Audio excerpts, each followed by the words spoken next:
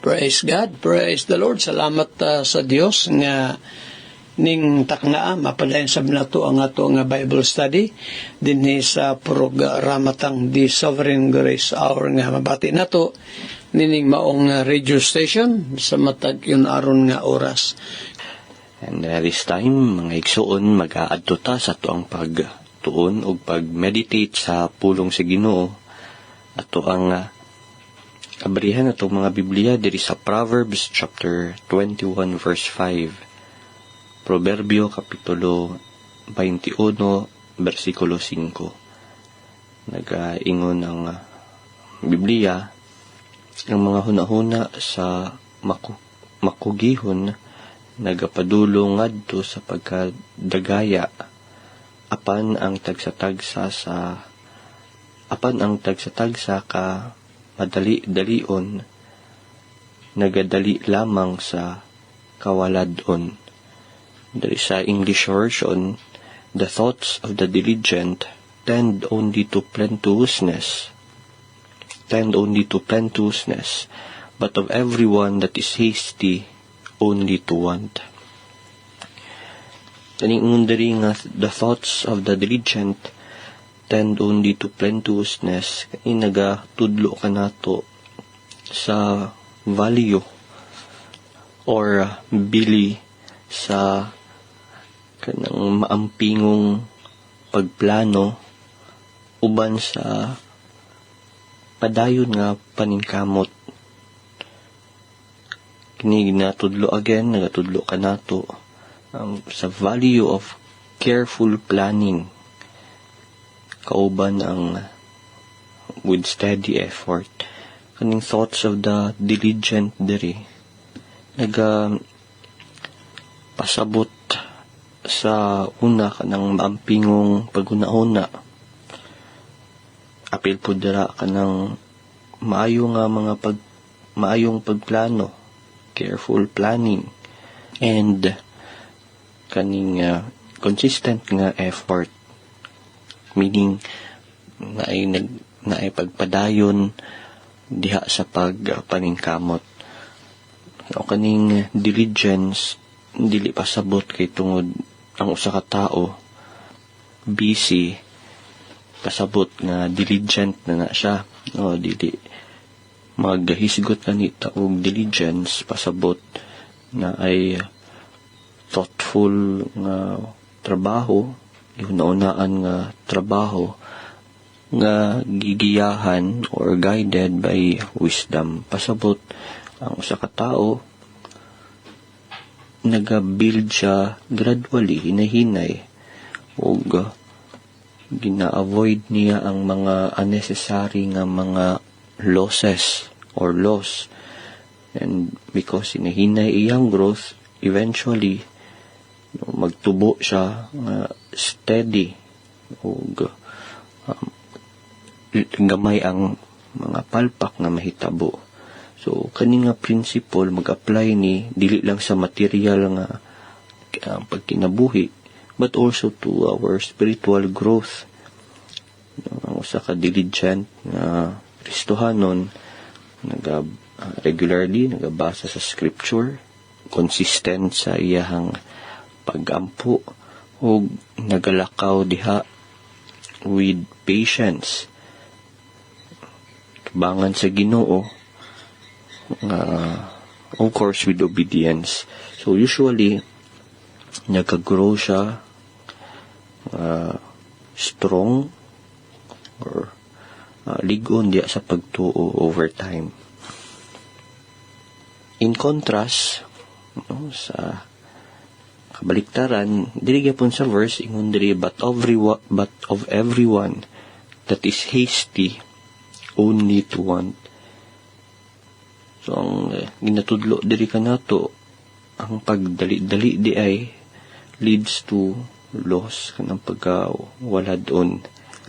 No, dili pasabot nga kay tungod natay mga action nga pinakalit, it is always wrong. Ang ginapasabot diri kanang reckless nga pagdali-dali, meaning ang pagbuhat sa usa ka butang nga walay paghuna-huna without thinking. So apil diri kaning pag dali-dali sa mga decisions, kaning gusto dayon mahimong milyonaryo, madato, instant wealth,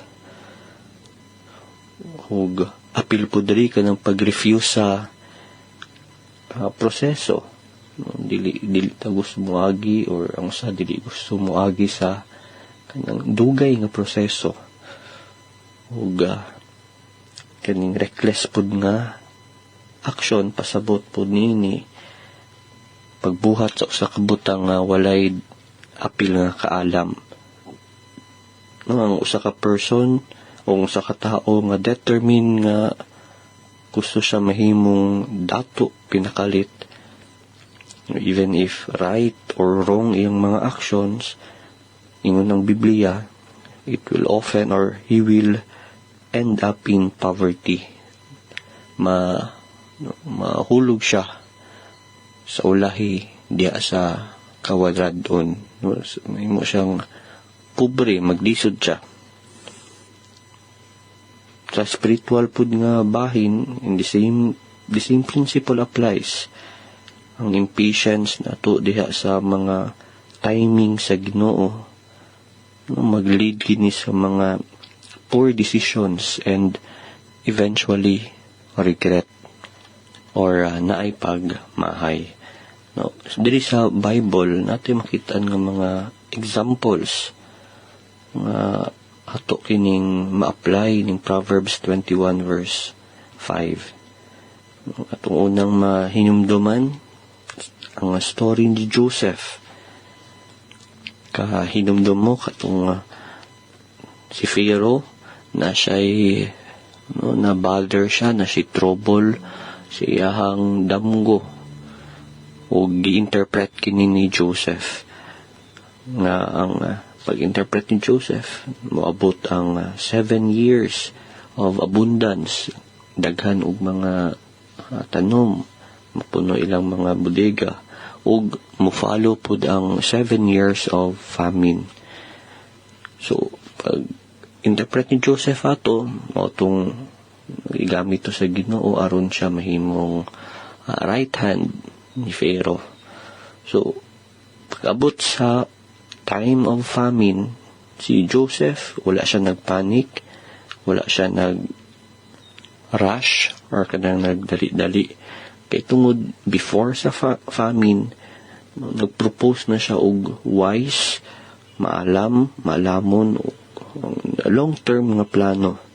Mo ka nang mag-store og grain during sa years of plenty, sa di pa mo abot ang famine. Ug iyang gi-organize ang mga yuta carefully. Mo nang nakaprepare sila before sa pag-abot sa crisis, sa problema. Kay tungod careful ang pagplano ug steady ang pag-execute sa plano, ang Egypt wala lang naka-survive sa famine, ni prosper pa kini. Mo nang ang ubang mga nasod niadto sa Egypt at that time for food. So kanin nag-illustrate sa Proverbs 21 verse 5, diligent nga paghuna-huna, guided by wisdom, it will lead to abundance. Dili to swerte ang gibuhat ni Joseph. It was thoughtful na ipaghuna-huna, orderly, patient si Joseph dito, ug iyang mga action was God-centered. In contrast, dili gyud sa Biblia ang kaso ni King Saul. Diba? Katong si Prophet Samuel na na-delay siya, nadugay siya. Si Saul, nahimo siyang impatient. Wala na iyang control sa iyang kaugalingon. Motong iyang gibutang sa iyang mga kamot ang pagsakripisyo, paghalad nga dili man utato niya trabaho. So he acted quickly, but without obedience or even wisdom. unsang resulta ato o nawala ang favor sa Ginoo kaniya o eventually iyang kingdom na nakuha sa iyaha. So ang pagdali-dali, it will bring spiritual poverty. Munang gingon diri sa Proverbs chapter 21 verse 5 nga nagingon, but of everyone that is hasty only to want. No, mga rash nga actions, it will lead to poverty. So again, ang verse diri sa Proverbs 21 verse 5 tudlo ka nato nga maghuna-huna ta sa kapila bago nato buhaton ng usa ka butang, ug nagatudlo pud ka nato nga magpuyo ta, we must live nga ay patience kanang pagka mapa ilubon, and nagahisgot pud ka nato or nagatudlo ka nato na we must avoid shortcuts sa ato ang to be successful. Likaya nato ang mga shortcut aron layo ta sa mga sayop nga butang. So in both work and faith, atong hinumduman, we must be slow, steady atong obedience, because it will bring lasting fruit. Sige, wala naman kitay oras, namubo naman ato ang time. Ato ning ipadayon sa sunod nga higayon ang ato ang pag-meditate sa Book of Proverbs chapter 21 verse 5. Now, sa ato ang nahuman naman nato diri ang pag-study nato sa doctrine of regeneration, sa itong doctrinal part, adto ta sa lahi na pud nga topic. But before going to another topic, ato sa ning i-recap or atong hisgutan sa kadali lang unsa ang mga butang ato ang natun-an sa ato ang pag-study sa doctrine of regeneration. Unsa ang mga ang kinaiya, labi na dira sa kinaiya sa regeneration. And after sa ato ang pag-recap ini, mag-aadto ta sa lain nga topic ug ato ning tun-an ang isa sa mga doktrina sa grasya, one of the doctrines of grace, nga mao ang preservation and perseverance of God's elect.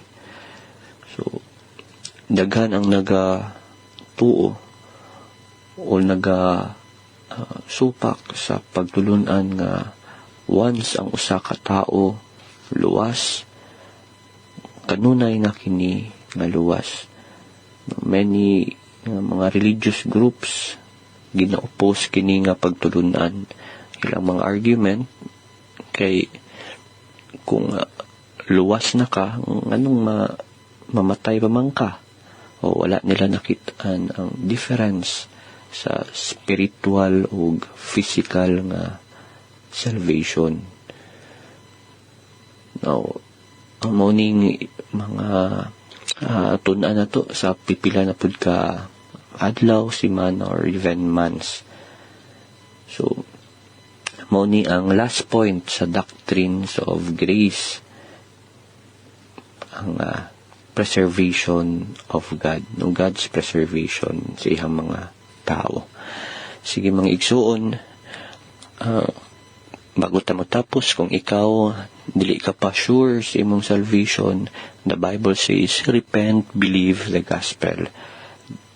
Wala laing pamaagi aron ikaw makasulod sa kinhariang sa Ginoo, but through the Lord Jesus Christ. Repent, pagpangaypasaylo, o tuuhi siya nga imo lamang bugtong manluluwas. Sige, mga ison, atong ipadayon na sabning ato nga paghisgot o pagtuon, no? Dinhi sa Genesis chapter 22, nasugdan nato ni gahapon, no?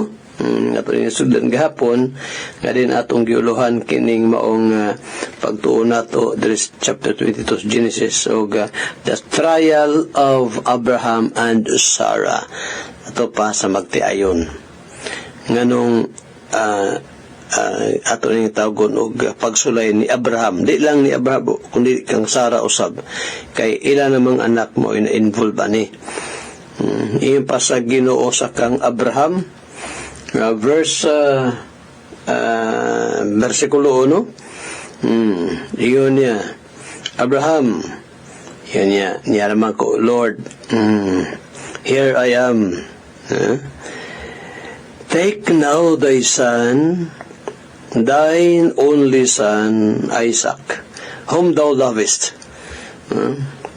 Daghang kaayog mga so, no? Daghang makita na to din ang giyon sa pag-describe sa Ginoo ang ang anak ni Abraham si Isaac impa sa Dios. Abraham, na kuha ang imong anak, ang bugtong mong anak si Isaac, ang anak nga inyong gihigugma, whom thou lovest. Kana nag-remind na po nato kita ang mga ginikanan atog yung saon mahalon ang atong mga anak. O part sa pagmahal nato sa mga anak maong di lang nato sila maigsoon, di lang sa mga butang material, physical ang atong pagtanaw kanila, ato sab silang tanawon spiritually, no? Kay mo na gipakitang example ni Job sa daang tugon nga si Job di lang kananing kamot siya para sa iyang pamilya materially kundi sa mga butang espiritual. Kada adlaw gapray si Job alang sa iyang mga anak. Kumusta man ang ato ang pagtanaw sa ato ang pamilya, doon na pa tayo concern spiritually sa atong mga kabataan.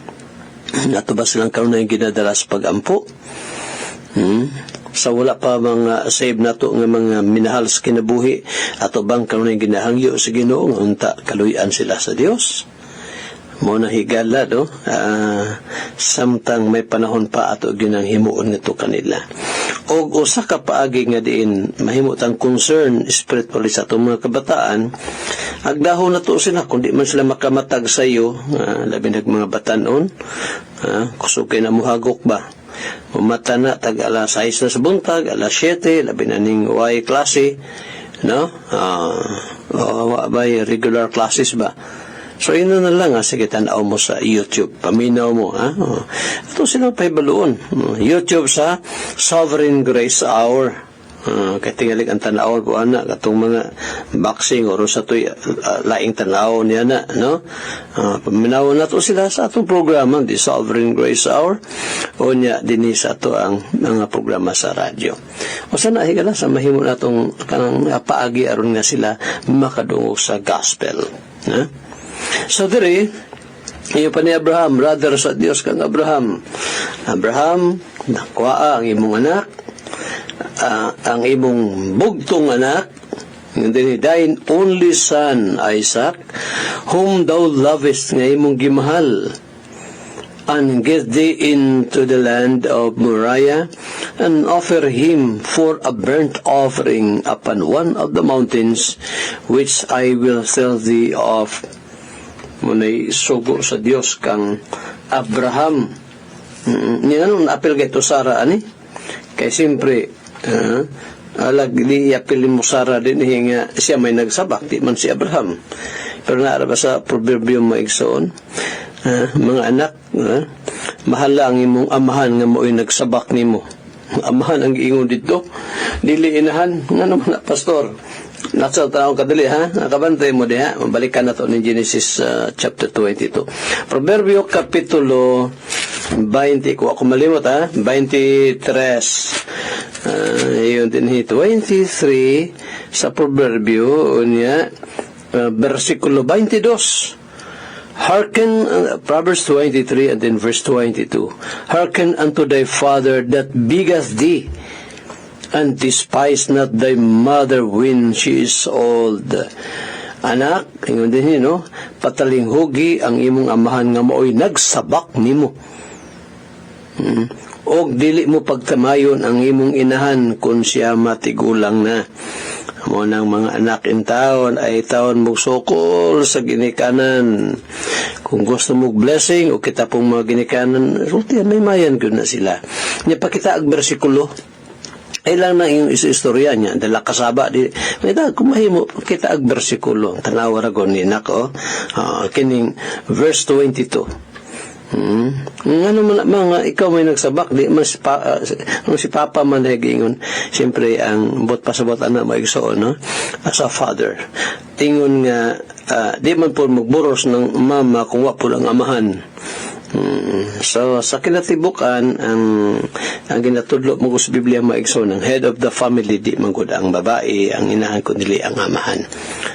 Nabalik ta diri sa Genesis 22. So, sa una na itong punto, maison sa atong topic nga the trial of Abraham and Sarah. Una itong punto mo the trial of faith, ang pagsulay sa atong pagtuo. Gipasayas na ako ni gahapon ang kalainan sa temptation o sa trial. Ang temptation mo igsoon, no, matuda nga to sa pagpakasala. Mga tentasyon unya mao gyud trabaho si awa pagtintal nato ang daan nga pagkatao kana bang through the lust of our flesh no ganang dalhon tarong kita makasala pangibog sa atong unod. Ang sa Ginoo lahi ang trial higala pagsulay. Ang pagsulay aron nga kanang atong pagtuo sa Ginoo mamaligon. Tanyag mga trials part na sa atong pagkinabuhi higala. Lahi po to pastor tong kanang bunalan ta sa Ginoo. Lahi po to. Atong bunal sa Ginoo resulta na sa atong gihimong kasalanan. Kita ang mga anak sa Ginoo, pabadlong ganita, mahapakan kita sa Ginoo, maragay po sa ginikanan good. Ako ng anak nga badlongon, di ba? Hindi makasukan, bunalan. O gigamit na nga illustration ni Apostle Paul sa Hebrews chapter 12. Anak ko, matupan niya, dili mo pagtamayon ang pagpanton sa Ginoo. Ni magkakaluya ka kung ikaw yung pagkakastigohon. Kay sama daw sa usa ka amahan mo kastigo siya mga anak kung kini makasala. Klaro na sa Bible. Mosab na mo igsoon. Kining naatas pagsulay, dili na kastigo sa Ginoo. Aron nga ang ato ang pagtuo mudako igsoon bugro ta spiritually niya maigsoon doon na po iandamon ang Ginoong blessing kung makalabang ta sa mga trial. Mo pastor? Sa lipan ako basahon ang mga bersikulo nga ang Ginoo mohatag o mga pagsulay nato. Dili sa ta sa blessing panalangin kung makalabang ta sa mga pagsulay hatag ka nato sa Ginoo. Santiago kapitulo 1 and then verse 12. Sa gingon din ni James, no? James 1 verse 12 he said, "Blessed is the man that endures temptation." Ang gamit ni temptation, pero actually may sa ubang version ni ubang hubad is trial, pagsulay. Bulahan ang tao nga makaantos sa mga pagsulay. For when he is tried, kaysa diyang siya sulayan, he shall receive the crown of life. Madawat niya ang purong-purong kinabuhi, which the Lord hath promised to them that love Him. Dili na salvation maigsoon ha. Ang bandaya mayon basa basa gani o kanang purong-purong ang isipon dayon ang kanang kinabuhing dayon dili oy. Ang kinabuhing dayon dili na siya purong-purong or crown or reward kundi gasa na siya.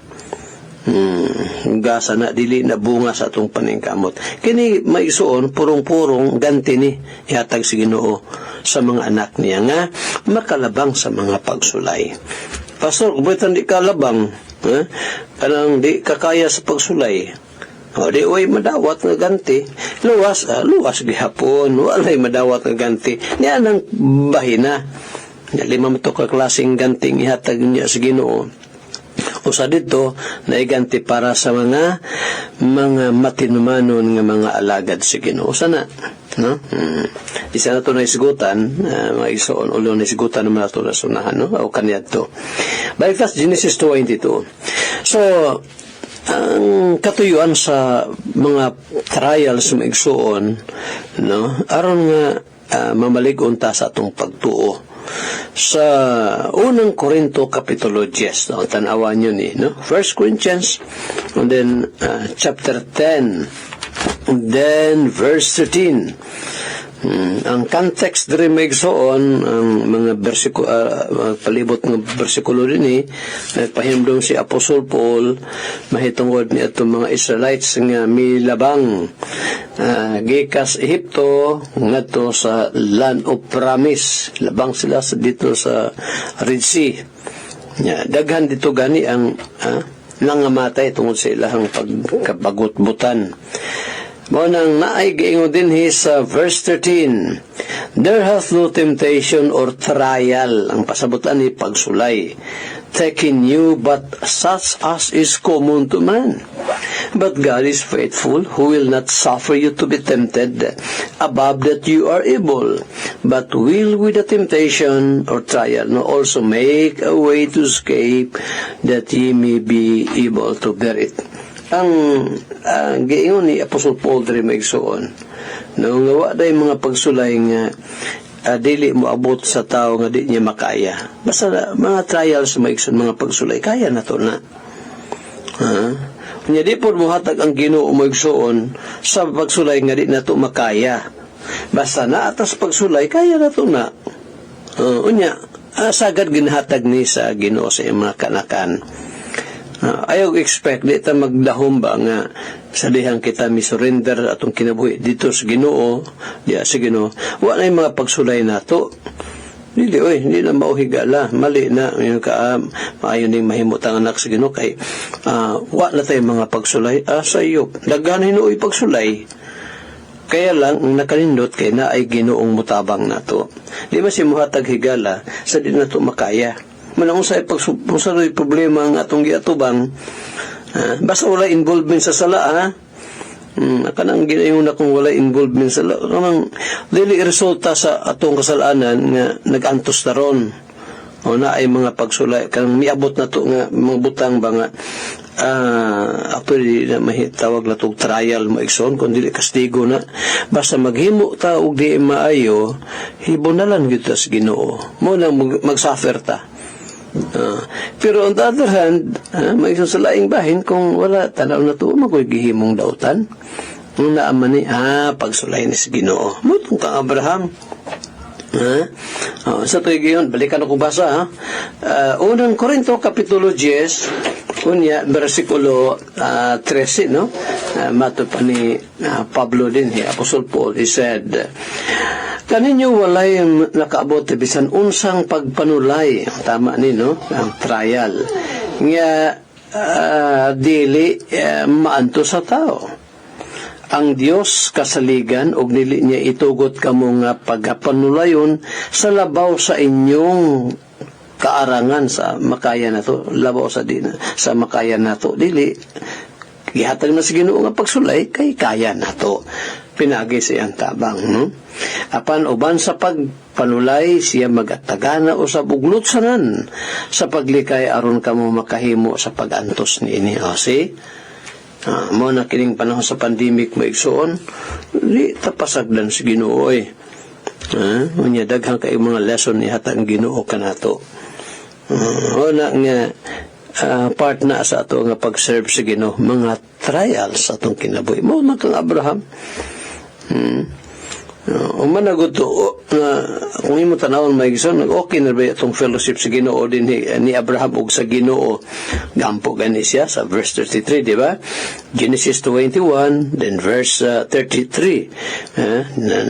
Sangpit siya dito sa ngalan, siguro nag-daig siya. So okay na ni. Pag-abot sa verse 1, chapter 22, may abot ni pagsulay. Unang Korinto 10:3 ito. Niya pa ilaing verse maigsoon. Si Job ang namulong Job chapter 23. Marag nawalin na ako di maigsoon sa atong YouTube channel, no? Mensahe ko ang kana bang pag-ila ni Job maigsoon sa Dios. 23 sa Job, and then verse ang versikulo 10. Kung sa giyon din hinihub, he said, sugdan tayo ka na pagbasa ng versikulo 8. Kuha niya, pamulong ni Job, he said, "Behold, I go forward, but he is not there. And backward, but I cannot perceive him." Siyempre, Ginoo na makita ba rin nato ang Ginoo sa atong mga mata, di man. Ano? Anto ko rito, wa na ko siya kaplagi. Dari sa akong likuran, wa gihapon na ko siya mahibaloy. On the left hand, where he doth work, but I cannot behold him.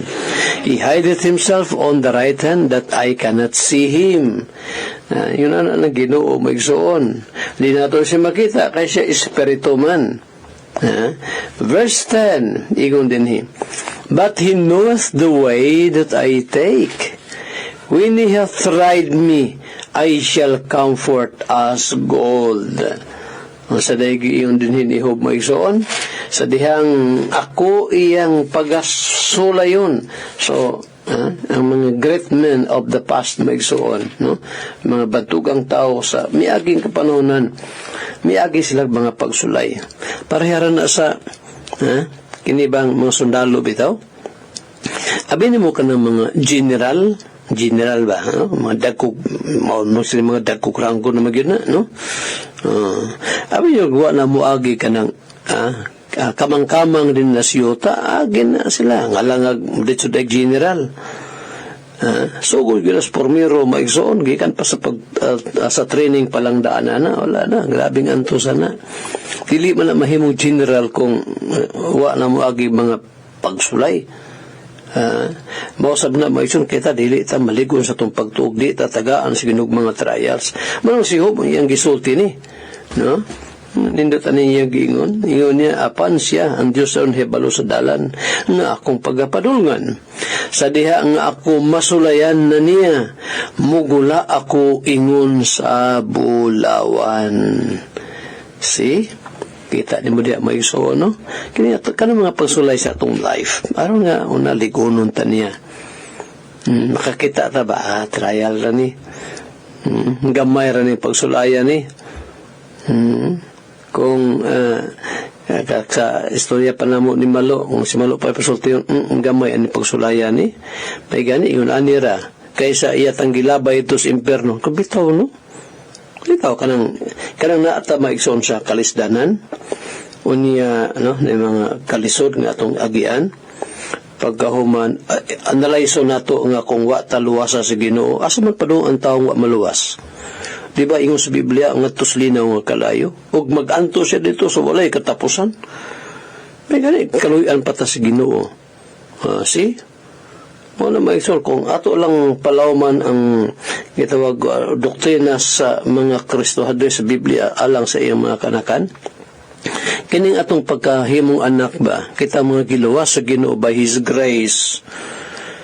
Iyatang gikuha gikan sa kaulip ng sa sala o ang bayad sa sala later on dito sa lidaw nga kalayo. Kana lang maigsoon, igo na kayo ng makayon ng Lord, gamay raman din yung pagsulay ng imong ihatag na ako. Salamat kayo sa imong kaluwasan. Di ba? Pero magtanaw kayo ito maigsoon nga kapait na yung problema ay di nato na ma-remember, di nato na ma-analyze ba ang himaya nga unya atong dawaton pag-abot sa panahon. Muna sa tanaw na to ang mga positibong butang maigsoon. Para ba anang duha ka outlook ba? Ay usa ka kuan, ay usa ka ang usa ka tawo, duha sila gatan-aw sa usa ka sakyanan. Sikanhan nga sakyanan. Ang usa niingon nga sakyanan lagi pero daan man pod. So negatibo ang kuan kanang dating, di ba? Ang usa pod ningon nga daan lagi pero sakyanan man. So magkalahi ang muna-huna mo igsoon, di ba? O say kita po sa tatanaw sa mga negatibong butang ba? Mahitabo ning ani. Pero gitugot ni si Ginoo, no? Katuyan ng Dios. Sige, balik ta mga igsoon, no? So ang pagsulay, ingon din sa dihang masulayan ako, matud pa ni Job, mugula ako, I shall comfort as gold. Gapon to na ko na mention, no? Kinibang bulawan. Abin mo sa yung pagkuhag bulawan, hinoon ako, makukaabot anang diwalwal o boringot din ha, asa nang ginapangutkot ang bulawan. No? Ang pagprocess na, ang grabe ba? No? Kamong nakasulay og pamulawan, di ba? Agi pa grabe gyud, no? Kwaon mo na sa yuta, bato. Grabe ang proseso, ana. Hantod nga mabulawan na ato makita na lang kung imong singsing bulawan, imong arios o sigsul bulawan na imong nakita aron nindot na. Pero kung imong tanaw na maigsoon, grabe na pagkuha na ginantusan na sa uban. Makaingutan na mga great men of faith ang sa Hebrews 11, pero tanawa ilang life, grabe ang mga pagsulay. Si Noah, 120 katuig gawali gibebi ay sa katawhan. Si Abraham nahimong amahan sa daghang kanasuran. Pero grabe ang mga trials kini, 5 kag anak ipa-offer. Iyang anak nga pinangga ipahala dito sa laran dito sa muraya. Lalimang ka anang klasiha nga pagsulay maigsuon. Anak na gud na. Bahala unta tog, speaking di ay nini pong pag-give up na to sa mga butang material ay gyud pag-ukon-ukon maigsoon, pag duha-duha ba. Nagay mga taong magka-interest ba isapol. Palayo lang kung mahitabo na. Nayuban sa dihang hold-upon magpakamatay tungod kay di lang gyud ihatag iyang relo. Ayaw na ihatag na, no? Kitaan ra man na. Ang punto na ko maigsuon, no? Kini si Abraham kinabuhi gyud siyang anak pero wa gyud siya mag duha-duha. Di ba? Kadungog ka magreklamo ni Abraham dinhi, wala gyud maigsuon.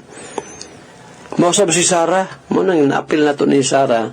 Actually, naman sa ko ang kini akong warrior maigsuon, naman sa akong booklet nga gihimo, no?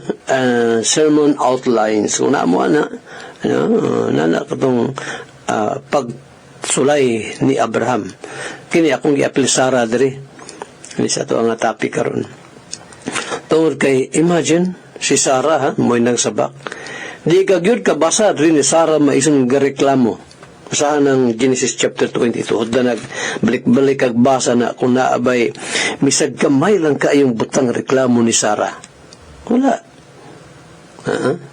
Ang ato lang mabasahan din ni, mao nga, pagkasayo sa buntag, bangon si Abraham, dala niya yung anak na si Isaac, og naasalay mga kauban.